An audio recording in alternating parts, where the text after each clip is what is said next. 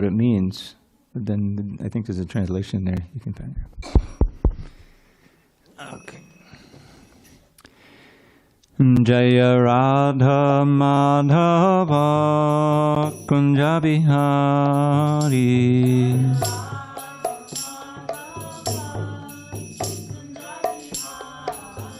Jaya Radha Madhava Kunja Bihari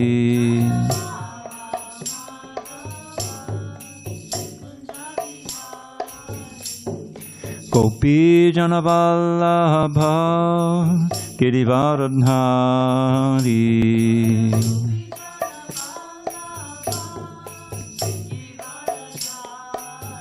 Jaya Gopi Janavallabha Girivaradhari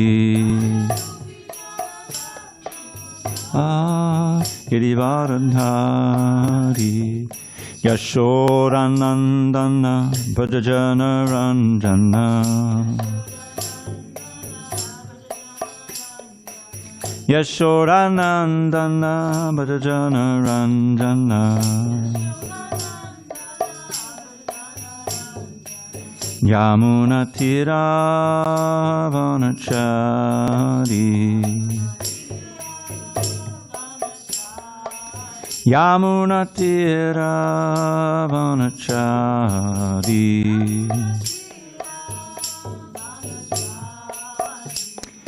Hare Krishna Hare Krishna Krishna Krishna Hare Hare Hare Rama Hare Rama Rama Rama Hare Hare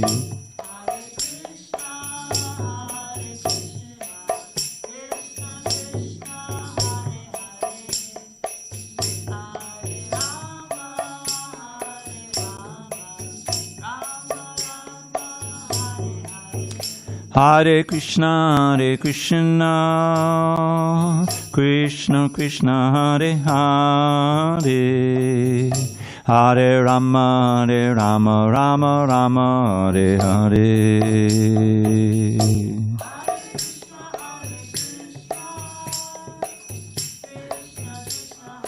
Hare Hare Rama, Rama Rama, Hare Hare.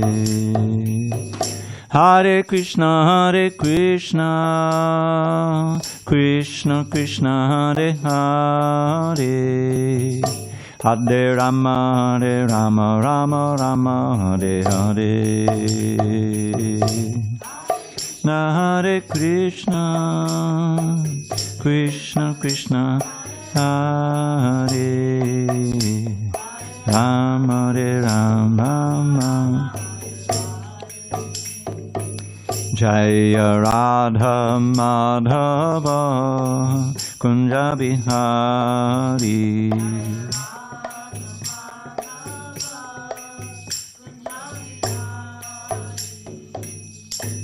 Jaya Vishnupad Paramahansa Purudikacharya Ashtotar to the Srimad. His Divine Grace Srila A.C. Bhaktivedanta Swami Prabhupada ki Jai. ISKCON BBT Founder Acharya Srila Prabhupada ki Jai. And Jai Om Vishnupad Paramahansa Parivrajacharya Ashtotar to the Srimad. His Divine Grace Srila Bhakti Siddhanta Saraswati Thakur ki Jai. Ananda Koti Vaishnavinda ki Jai. Namacharya Srila Haridas Thakur ki Jai. Srila Prabhupada ki Jai. Srimad Bhagavad Gita ki Jai. Samaveda Bhaktivinoda ki Jai. All glories to the assembled devotees. All glories to the assembled devotees. All glories to the assembled devotees. All glories to Shri Guru and Gauranga. So let's see where we are. Oh, another one. Hare Krishna. Hare Krishna. You need to open that door. Okay. It's kind of warm. Okay, so we will be on page 435 today. Om Namo Bhagavate Vasudevaya. Om Namo Bhagavate Vasudevaya. Om Namo Bhagavate Vasudevaya.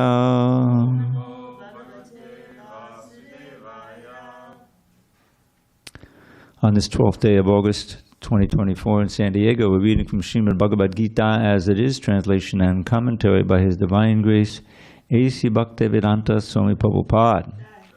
And we are in chapter 10, the opulence of the Absolute, text 12 to 13. We'll just chant 12 together on page 435. Arjuna Uvacha. Param Brahma Param Dhamma Pavitram Paramam Bhavan Purusham Shashvatam Divyam Adidevam Ajam Vibhum.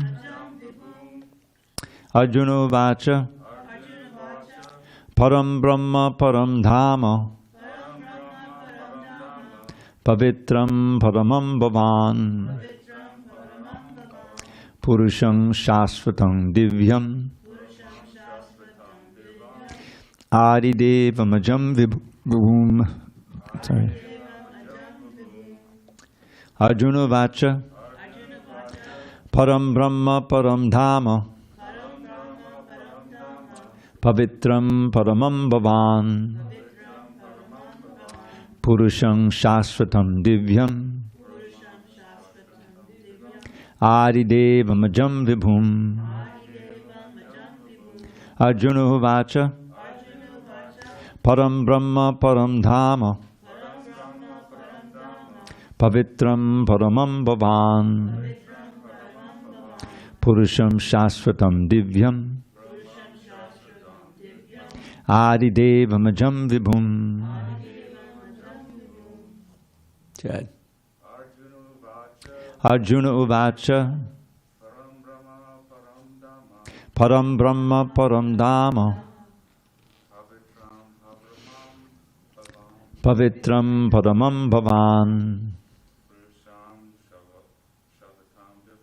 Purusham Shashvatam Divyam Adidevam Ajam Vibhum. Ladies. Arjuna Vacha Param Brahma Param Dhamma Pavitram Paramam Bhavan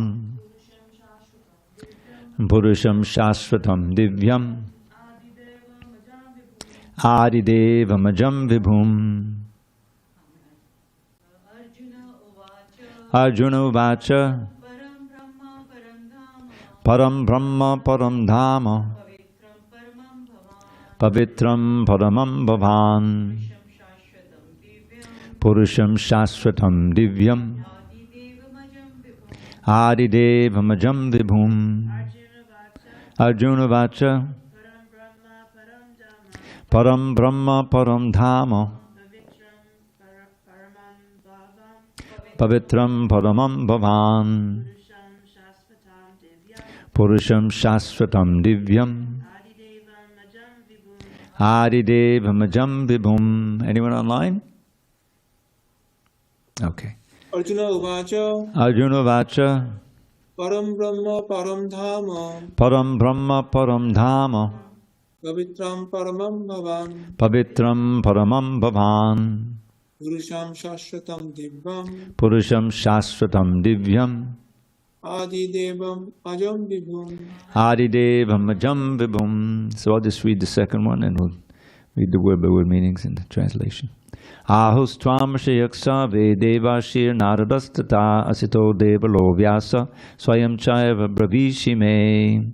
Arjuna Uvacha, Arjuna said, Param, supreme, Brahma, truth, Param, supreme, Dhamma, sustenance, Pavitram, pure, Paramam, supreme, Bhavan, you, Purusham, personality, Shashvatam, eternal, Divyam, transcendental, Adidevam, the original Lord, Ajam, unborn, Vibhum, greatest, Ahu, say, Tvam, of you, Rishiya, sages, Sarve, all, Deva Rishihi, the sage amongst the demigods, Nārada, Tata, also, Asita, Devala, Vyāsa, Swayam personally cha also eva certainly Bravishi, you are explaining me unto me.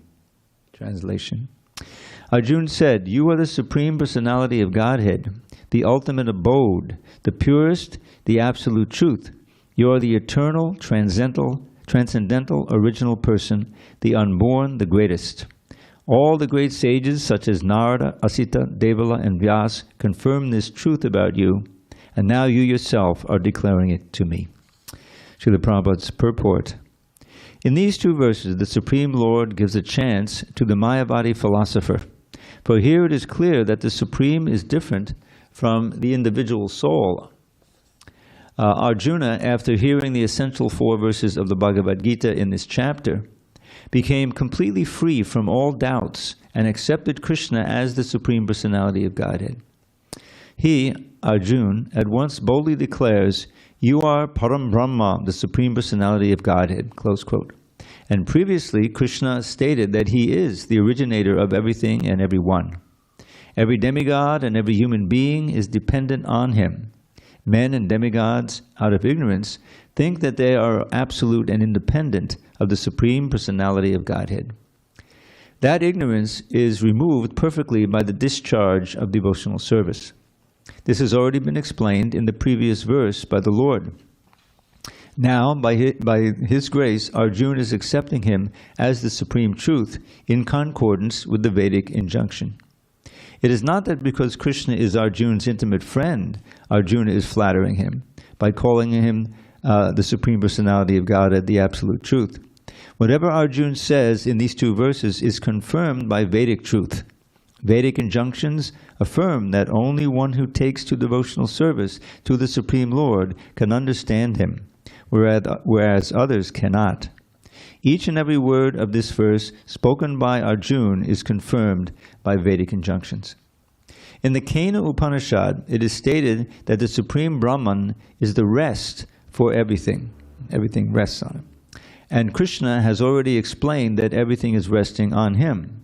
The Mundaka Upanishad confirms that the Supreme Lord in whom everything is resting can be realized only by those who engage constantly in thinking of him. This constant thinking of Krishna is smaranam, one of the methods of devotional service. It is only by devotional service to Krishna that one can understand his position and get rid of this material body. In the Vedas, the Supreme Lord is accepted as the purest of the pure. One who understands that Krishna is the purest of the pure can become purified from all sinful activities. One cannot be disinfected from sinful activities unless he surrenders unto the Supreme Lord.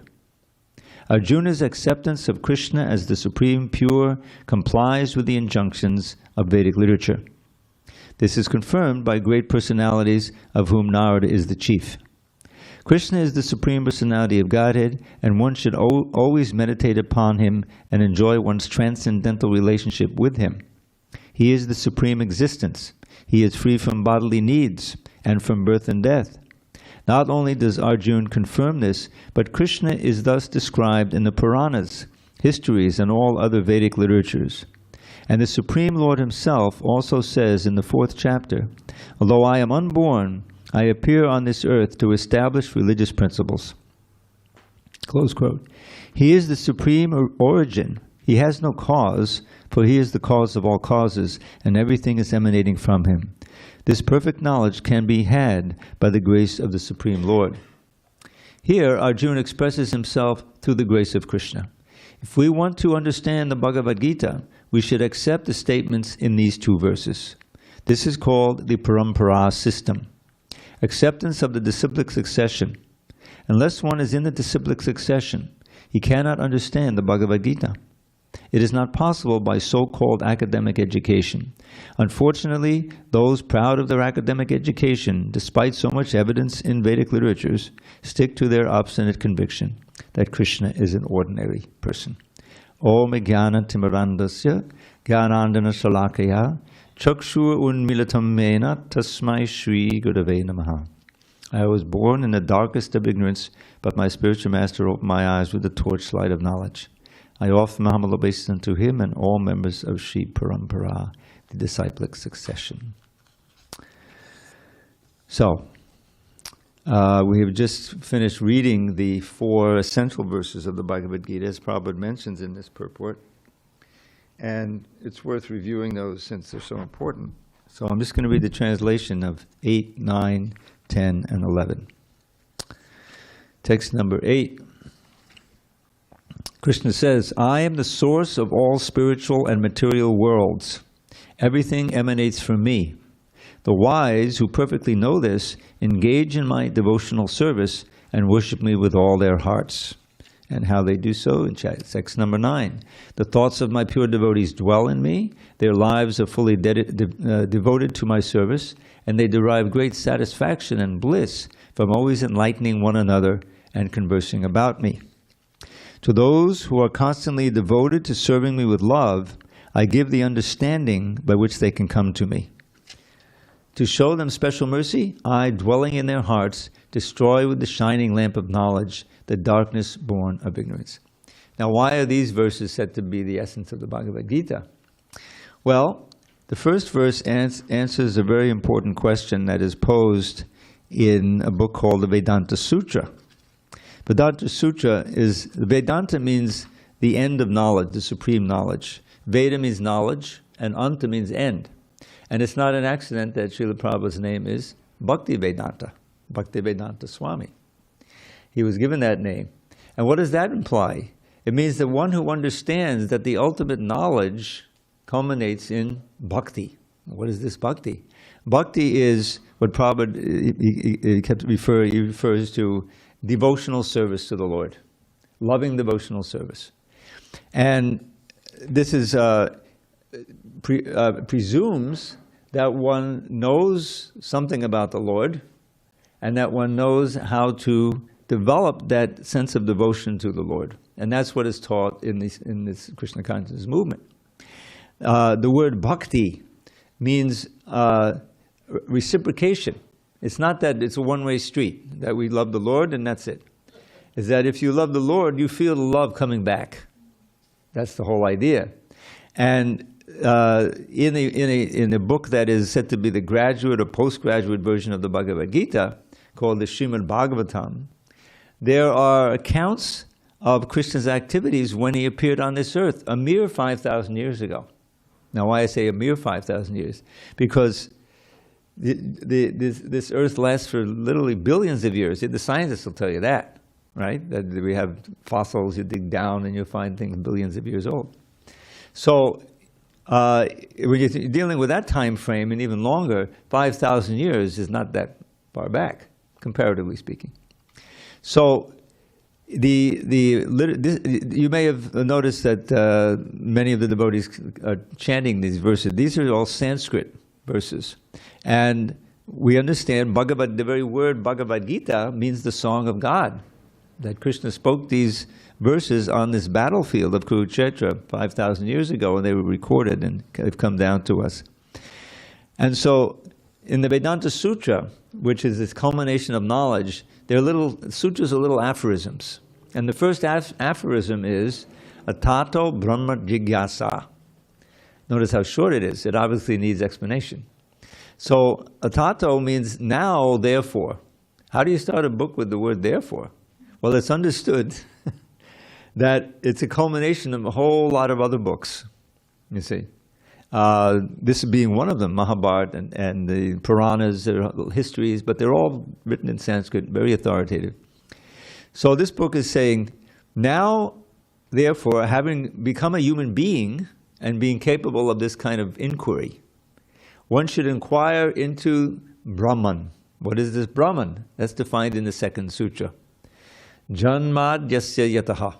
Janma means birth, adi means etc., asya means here, and yata means from which. So this Brahman is the source of everything that we see. Just like the scientists will tell you everything is what we see now. If we go walk out in this patio, and there are various causes that caused it to be. Just like we put in a new patio stones within the last couple of years. So that required capital, buy them, and to hire the laborers, and they had to do it. So there are a whole bunch of causes that ended up with this new patio. Even you find these trees. Well, everyone knows, you learned from the grade school that, yeah, you planted seed, and then there's water there, and then gradually the seedling grows, and gradually you get a tree. So the scientists can tell you how that's going on. There are chemical reactions, all kinds of complicated things. What to speak of our own bodies? Very complicated complicated machines. And eventually, we know, you may get ill, there's an imbalance, this or that, and you have to kind of repair it with medicine and treatment and things like that. So this world we live in is a result of unlimited numbers of causes and effects, and many of those effects then become causes in themselves, and it goes on and on. Just like our own family. We all have our parents, right? And they have their parents. And I don't know, you can get on a site, I think, to trace out your genealogy, whatever. So that means that we're dependent on our great-great-grandparents, and then coming down, and then we'll also may have our own descendants. So Krishna is saying here, in this first verse of the 8, that I am the original cause of everything. I am not caused. I'm not by anything. I always existed. And everything is a result of my energies. This is an important understanding, that God has these unlimited energies that He can then use to create things and destroy and maintain. So this is one thing you learn in the Krishna consciousness movement, that the very word God is really not sufficient to describe this absolute truth. It's very complicated.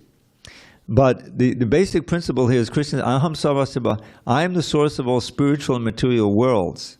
Well, the spiritual worlds, what is that all about? We can't see them with the telescope, can we? No. But you can see them. You can see them by developing your spiritual vision. That's the whole idea. That we ourselves are not these bodies. We're all wearing clothes here, right? Obviously. And we know we're not the clothes. And these bodies themselves are also like clothes. Krishna uses that analogy in chapter 2. In other words, we ourselves are pure spirit, pure consciousness, a little particle of consciousness that's animating the whole body. The consciousness flows throughout the bloodstream, and you know that if you can cut your nails, but if you chop a little too close, there's pain. That means there's consciousness there, but not only where the blood is flowing, right? The hair, so. So this is all how, but how it's going on is very complicated. We can't, it's not easy to understand. So the analogy is given of how God is sitting in one space in the spiritual world, but all of this is supported by His energy. Eka desha stitas yagde jyotsna vistarani yata parasya brahmana shaktis tate dhammakilam jagat. Which means that just as sometimes we build little fires in this room. We have little fire sacrifices when we have initiations. Many devotees experience. So the fire is there in one spot, usually in the middle of the room. And if you're not too far away, you can feel the heat, And even if you're far away, you can see the light coming from the fire. So the fire is in one place, but it's emanating heat and light throughout the room. Okay? Also some smoke. We have an exhaust fan. So similarly, God is in one place in His world, you see? But through His energies and expansions, He's all-pervading throughout the universe. And indeed, it's described that within every heart and within every atom, there's an expansion of God. It's called the super soul. And from that, what does the super soul do? Krishna describes. He says, Sarvasya chaham vidisannivishto mattak smitir jnanam apohanangcha. He says, I am within everyone's heart as a super soul, and from me come knowledge and remembrance and forgetfulness. Just like all of us grew up and we said, well, how are these birds learning to fly so nicely? Well, it's instinct, right? It's all happening by instinct. That's the super soul, giving them the intelligence, how to flap the wings, and what to do and all these different things. And we also have that. You ever have any pangs of conscience? If you do something wrong or you're tempted to do something wrong, you say, no, I shouldn't do that. And that's the super soul telling you, conscience. Sometimes you hear the thing, but heck with that, I'm going to do it anyway. And after a while, you don't hear the voice anymore. You become inured, you know. So it's very actually encouraging to understand that God is very close to us. And we can understand Him through the process of yoga, especially Bhakti Yoga, taught in the Bhagavad Gita and taught in the other books of this movement that have been translated by our Guru, Srila Prabhupada. So, back to the verses that we read today. So Arjuna is the student. Krishna it's the most unusual place, an unexpected place for a lesson like this, a school, you know. They're in the middle of a battlefield on a chariot, and there's this big war about to take place. And Arjuna is a big protagonist, and Krishna is his chariot driver. He's God, but he's taken the role of a servant, of the warrior. And Arjuna suddenly gets cold feet, so to speak, because he sees on the other side his beloved teacher and his grandfather figure who took charge when he was orphaned, and so many other relatives and friends, you see, even his cousins, all the gurus. So he says, who needs this battle? First of all, he has some arguments from the Vedas. Look, if I participate in killing all these soldiers, what will happen to their wives? They'll all be widowed, and they'll be unprotected, and there'll be confusion in society, and I'll be responsible, you know. And what for? Okay, I'll win the kingdom, but look, it'll be tainted with the blood of my beloved teachers and my gurus and all my relatives. Who needs that? Let me go off to the forest and just become a beggar. That's his proposal. But, you know, he kind of knows that's not a good idea. So he sits down on the chariot, which they never do. They're about to, and he drops his bow, and then he has an inspiration, and because Krishna is his best friend, you see. But the friendly talks are not getting anywhere. Krishna says, get up, get up. You know, they'll think you're a coward. He says, no, you know, I don't care about that. You know, I don't want to kill my teacher, you know. So then finally he surrenders to Krishna, and he says, I'm not going to just think of you as a friend. I'm going to now relate to you as a guru, as a spiritual master. And when the spiritual master tells you something, you know, then you have to realize, oh, this is the absolute truth. And he's got the best guru of all, Supreme Lord himself. So immediately Krishna chastises them. Why are you lamenting so much? The overarching mission of this battle is to institute or reinstitute Dharma in the world, which is so important for everybody's welfare, in the person of Arjuna's elder brother Yudhishthira. And so it's a much bigger mission than your, you know, feeling. Yes, it's very nice you have this feeling to them, but the larger mission is that we want to reinstitute Dharma. And then, and the kicker is that nobody dies. We just change bodies, you see? And because I'm going to close that door. That door is open. Close that one. And because Krishna's on the battlefield, everyone's death on that battlefield will be auspicious. In other words, they will go up. They will go up to the heavenly planets. They will take a more auspicious birth. Nobody's going to ultimately suffer. Yes, it's going to be a shock because you're leaving your body, but it's ultimately like taking off old clothes and putting on new clothes. So Arjuna has to get over this and see the overarching importance of following Krishna's instruction for the ultimate good of the whole world. You see. So Arjuna eventually will surrender. And here in this verse that he speaks, he recognizes Krishna's divinity in so many ways. Param Brahma, there's that word Brahma. You remember Tato Brahma Jigyasa, what to inquire. So Krishna is the Param Brahma, Supreme Brahma. And then he's also the ultimate abode, the purest. Now that's an important concept, because by contacting Krishna, we also become pure. It's just like the sun. You go out in the sun, or there's a dirty place on the grass, something, you know, some animal relieved himself there. But if the sun shines on it fully, then it'll dry it up and purify it, you see. So the sun is a purifying force. And Krishna is the most purifying. Purifying of what?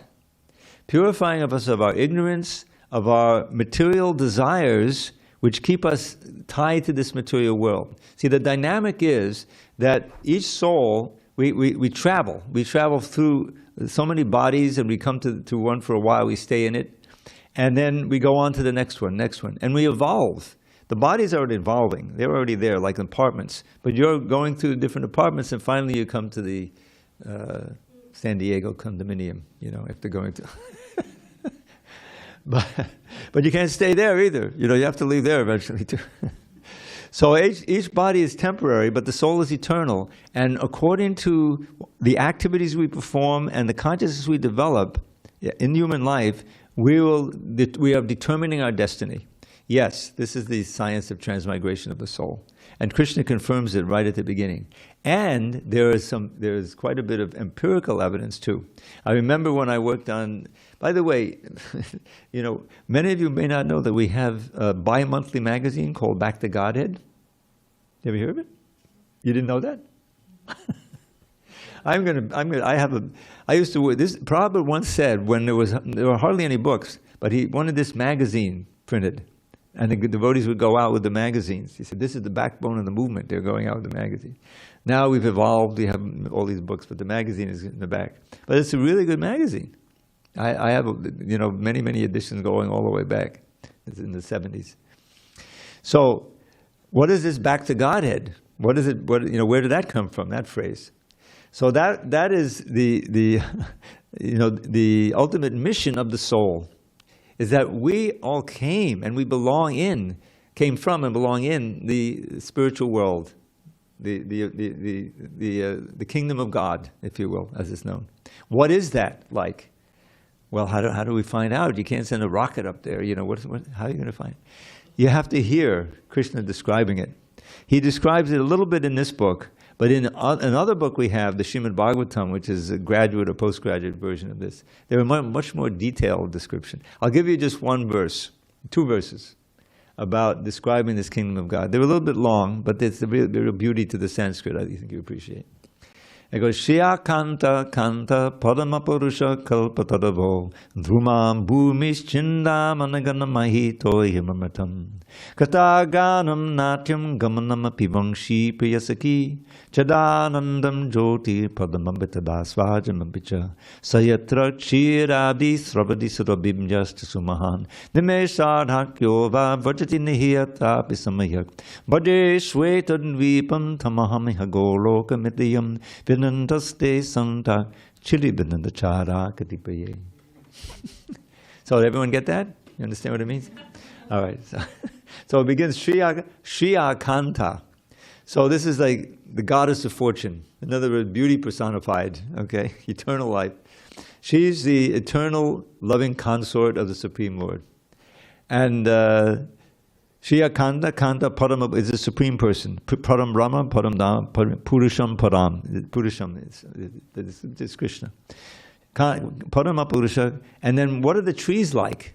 They're desire trees. In other words, this is really far out. Everything there is fully conscious. The trees are fully conscious, and they're happy being trees. And they're giving, whenever anyone asks the tree, please give me a very nice ripe mango, I want to offer it to Krishna. Then that tree may have pears or anything, but it can give a mango, and you'll get the mango. So that's a kalpataru. And druma, and the land is made of this chintamani gem, which is very fine, wonderful, beautiful. It says, Druma Bhumish Chintamanigana Mahi Toya Mamatam. All the water is nectar. All the talking is singing. All the walking is dancing, and one can always hear Krishna's beautiful flute sound in the distance, you see. And everyone is shining with this Chidananda Jyoti, with the effulgence of blissful effulgence, all the beings there. And you can directly taste that and experience. There's no downside, there's no depression, there's no psychiatrist, there's nothing like that. And then it says, Sayatra Chirabdi. There's these, you've heard of the holy cows, right, in India? The sacred cows. So those are Krishna's favorite pets, they were actually. And they give lots of milk. And they're so blissful that they're actually pouring milk on the ground, extra milk. So here's the real kicker. Not a second passes away there. It's always the eternal present. No one's getting older. No one's approaching. This is the eternal paradise abode. So not a second passes. It's the eternal present, and everything is fresh, new every day. So then he says, this is called Shvetadvip, the eternal effulgent white abode, known as Goloka, the planet of the cows, Goloka Vrindavan, Krishna's planet. Only a very few pure souls on this earth know about this place, you know. But that's the original abode. There is a paradise, and it's filled with an endless variety of pastimes of love with the Supreme Personality of Godhead. No one ever gets bored, no one ever gets old, and it's ever fresh. That's our eternal home. Why do we leave there? That's the thing, because it's always back to Godhead. That means we were left there. Because we have Krishna's qualities in minute degree. He has ultimate independence. Like his wish is supreme, his whatever desire. He's the master of all the energies. So we have that in minute degree. That's why we have free will. All of you came here. Thank you for coming. You must have heard about us, got a book, or seen us on the internet somehow or other. So you could have gone, I always point out, another 100 feet down the road, you'd be in a bar. You know, a whole different experience, right? But you have that freedom. So you made this choice. Thank you very much. So we all have so many choices to make. So at one point in the spiritual world, we said, I don't know, you know, I mean, it's very nice, you know, but I'd like to be Krishna a little bit, you know, let me try that. So that you can't be Krishna in the spiritual world. Everyone has to be in harmony with his desires. That's it. So then that's what this place is for. This is called the world of Maya, or illusion, where we can act like we're in control and we're in the supreme enjoyer for a little while, and then we know, right? You know, eventually you get old like me, you know, and all those pleasures that you could remember, I can't do that anymore, right? I'm lucky my knees still work, right? So that's what this world is like. It's a world of time which ultimately destroys everything. So. If in this human form we learn what our real position is, and we learn how we can return to that world, then if we're really intelligent, Buddha, then we'll do those things that will help us get back, and we'll refrain from doing those things that keep us here. And that's what Bhagavad Gita helps us to make that decision. So Arjuna now, he's acknowledging Krishna's divinity. But then after he does that, and he says, I accept everything you say is true, then he asks Krishna to describe how he's manifest in this world. And Prabhupada will say, well, that's odd. I mean, isn't the Bhagavad Gita over now? I mean, now Krishna declared himself to be God, and Arjuna has agreed, no, let the festivities begin. In other words, now I'll fight. But no, because he wants to help us to see Krishna everywhere. And so he gives, Krishna starts describing how he's manifest in all the wonderful, especially in all the wonderful and intriguing and powerful manifestations in this world. You can see God's power in there, and this way remember him. So that's what the rest of the chapter is. But these two verses that we read are critical, because Arjuna now, he says, yes, now you are the Supreme Brahman. And ultimately he will say, yes, I do agree now, I do agree to fight. Because I understand it's your will, it's the proper thing to do, and it's for the ultimate good fortune of everybody. So, any questions on that? I'm sorry to enter such a diatribe. Yes, go ahead. You have mentioned about, this. Oh yeah, use the mic, because we have an audience out there. I got to help them turn it on. Yeah, if you just, there you go. Thank you. So, as you mentioned about in the context of your discourses most of the time, like you mentioned about Jivatma, and then you said Paramatma, as you mentioned, like he gives the remembrance, he gives the forgetfulness. Yeah, that's in the Gita. Yeah. So, in terms of like where does consciousness stands in the realm of Atman and Paramatman? I mean, the individual consciousness that every Jivatman has. Yes. According to Bhagavad Gita, where exactly the consciousness part is described? Well, Asita yena sarvamidam tatam, right in the second chapter. That which pervades the body, each of our bodies, which is indestructible. And that's our consciousness. In other words, consciousness is kind of intuitive. You lose consciousness if you get knocked out, or when you're sleeping, right? And you can regain consciousness. So consciousness is your awareness of your environment usually mediated through your senses, but not always. Sometimes just thinking and remembering is also an important part of consciousness. Right. So So that's then, where does then in that case the mind and intellect are they like in terms of the Bhagavad Gita? Yeah. Is mind and intellect like all the karma that you do and all the what you carry forward from one body to another body? How does this accumulation of your attitudes, your thinking, your tendencies and everything, are they part of they are part of the mind and intellect, the false ego, well, right? Here's how it's analyzed in the Bhagavad Gita.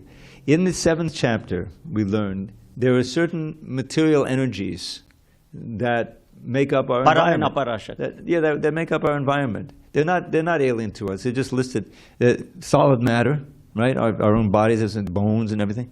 And so that's the first one. Bhoomer, Apple, and then liquids, and then gas. We're breathing in and out. We learned how important that was with the pandemic. We knew before, but we knew it was threatened then. It was a whole different consciousness. So Bhuma, Apple, Analo, Vayu, Anala is the fire, like the fire of digestion. If that's weak, then you have to get some medicine or something. And then airs, Vayu, and then Kam, which is the space that everything exists in. That's a very subtle element too, which is not so much recognized by the scientists. But then there's the subtle elements, which is what you're talking about: the mind, the intelligence, and the ego. These are subtle elements, and all of these together are, Krishna says, these are apade mitastvana. These are the lower energies. They're not conscious, but we animate them. When we're in the body, it looks like they're conscious. In other words, they act, they're showing evidence of consciousness. And then, so then where are we in this? So we're above all that. This is the ahankar. Then it's very important, the sense of ego, the sense of self. Generally, we identify with the body as myself. I always give the example, okay, you went to a stop sign, and the cop comes and says, please, license and registration. Okay, officer, sure. And here's my license, here's my registration. So he looks at the license and he looks at you. Yeah, same picture, okay. And and that's your name, you got your weight on there, usually your address. So that gives a certain identification of you, but it's just your body. It's a picture of your body, it's not a picture of your soul. It's not, you see?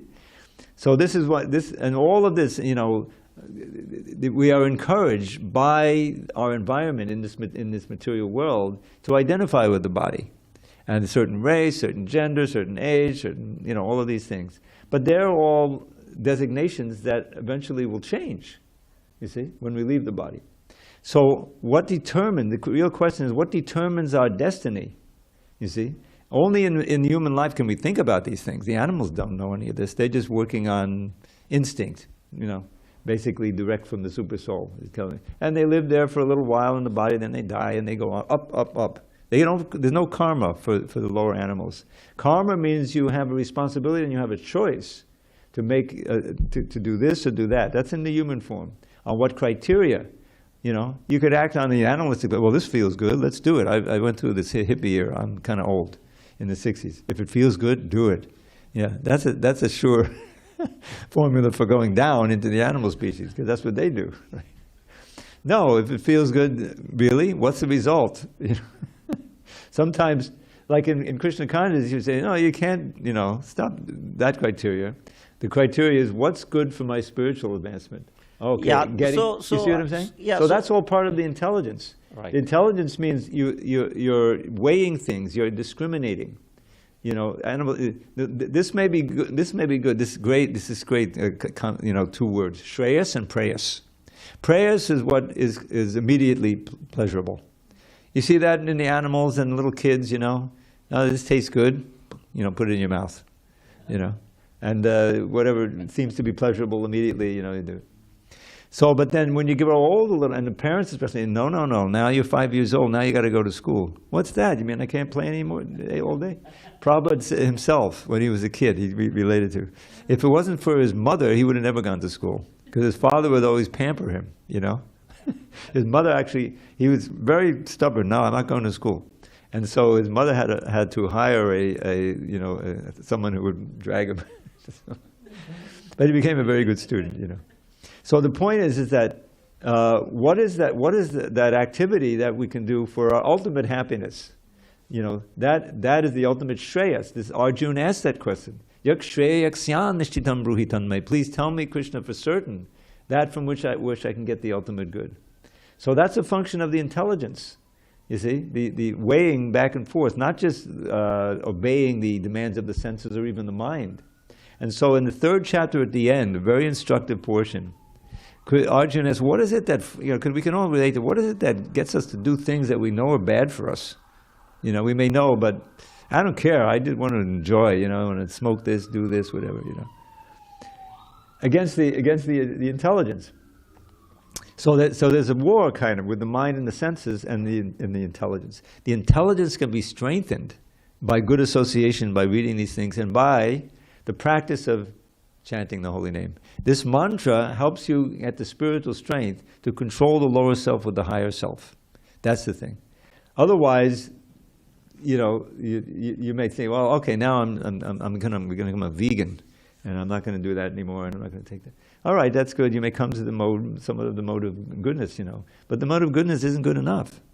You have to come to the mode of pure goodness, and really be fixed and focused on disciplining your life, so that you can really progress in Krishna consciousness. So is it basically the free will is essentially how you identify with, what you identify with. If you identify with the soul and the spiritual things, then well, the free will is your ability as a human being to choose to do one thing or another according to certain criteria. But what that criteria is, that you can change over time. It does change over time as we get older, you know, even just on a material level. Okay, you know, I'm 12 years old, I'm going to go into high school now, and I realize that I have to work hard in high school so I can get into a good college and so forth, you know. So if you're serious, you know, you'll go along that. But along the way, there are certain temptations. So would you classify free will as intellect? I'm sorry? Would you classify the free will that every jivatma has? Would you classify that to be part of the intellect? That's part of the intellect, okay, especially in human beings. Okay. Because you get down to the lower animals who don't have much of a brain, and they're working just on instinct. You know, their mate is there, you know, and this is, you know, fight or flight, you know, these type of things. Very simple. But the advantage is there's no sin for them. You know, that lion is running after the gazelle, the poor gazelle gets caught, you know. There's no sin for the lion. That's just their nature, you know. But then after you get through it, then you go up, and eventually every soul comes again to the human form. Now we have to use it. I love, you know, there's so many injunctions in the Shastra with the scripture. It said, Labdva, forgive me, I remember these Sanskrit. Labdva sudurlabam idam bahusam bhavante manusyamartatama nityamapi adhira turnam yateta napateta namityava nikshaya saya vishaya kalusarvatakshyat.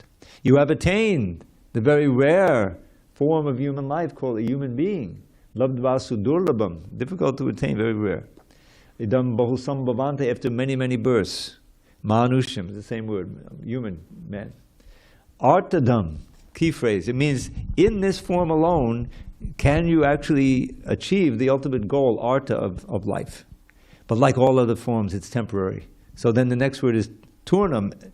Don't waste time. Immediately strive for the ultimate good. It says, Turnam yateta napateta namityavat. As long as you haven't died, you still have your senses. Napateta namityavat nikshayasaya. You remember I used the word shreyas. Shreyas is used in the Bhagavad Gita. Shreyas and preyas. Preyas is immediate pleasure. Shreyas is long-term benefit. So nikshaya is the ultimate good, which is not coming back. Don't come back at all, but rather return to the spiritual world. Because because after all, in all these other forms you had, you experienced all kinds of sense gratification, temporary, fleeting pleasures. What has it gotten you? Another body, another body, another body. So you've been through it all. Isn't there a phrase, I don't know if it's used anymore in my day, been there, done that? It's still used?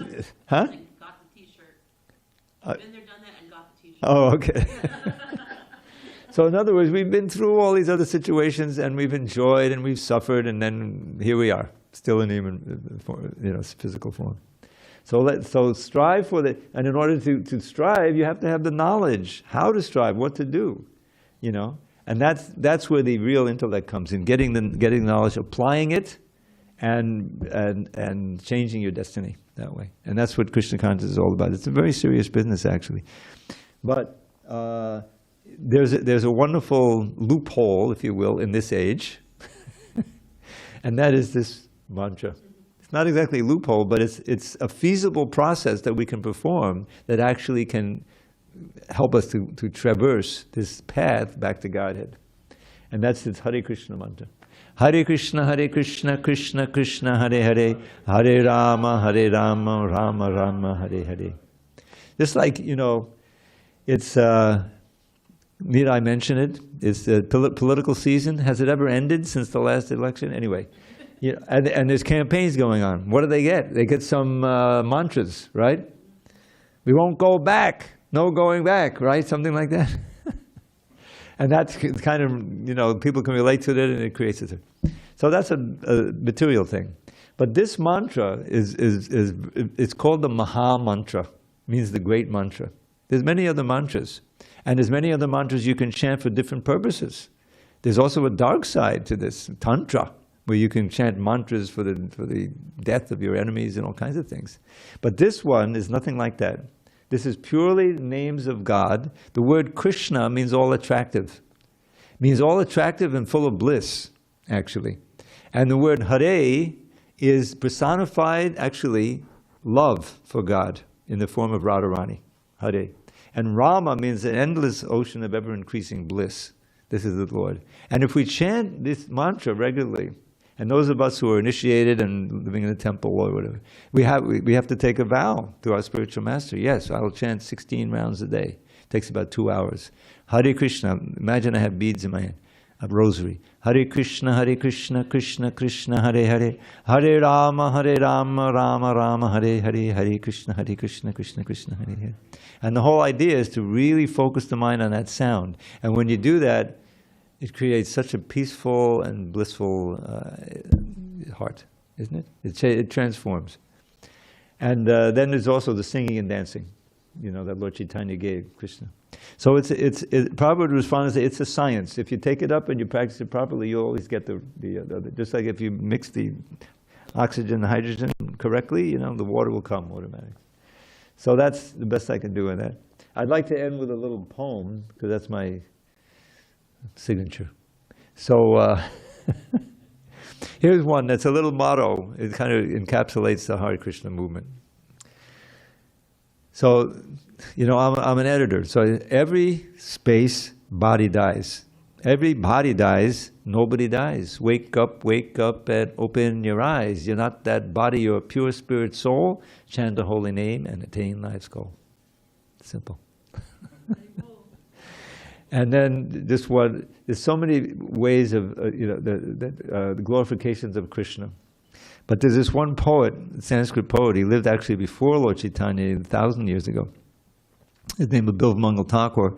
And he was physically blind, but he was always seeing Krishna within, and he wrote these beautiful descriptions of Krishna and so many things. And one of them, many of the verses are very simple, but they really flow nicely. Maduram, maduram, vaparasya vibhor. Maduram, maduram, vadanam, maduram.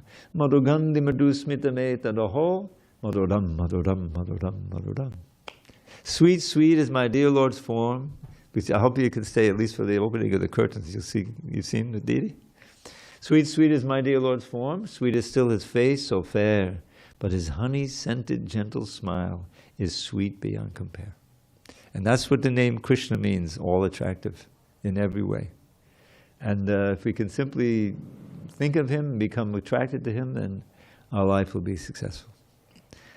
Okay, any final questions, comments? Okay. All glories to Srila Prabhupada. Hari Hari.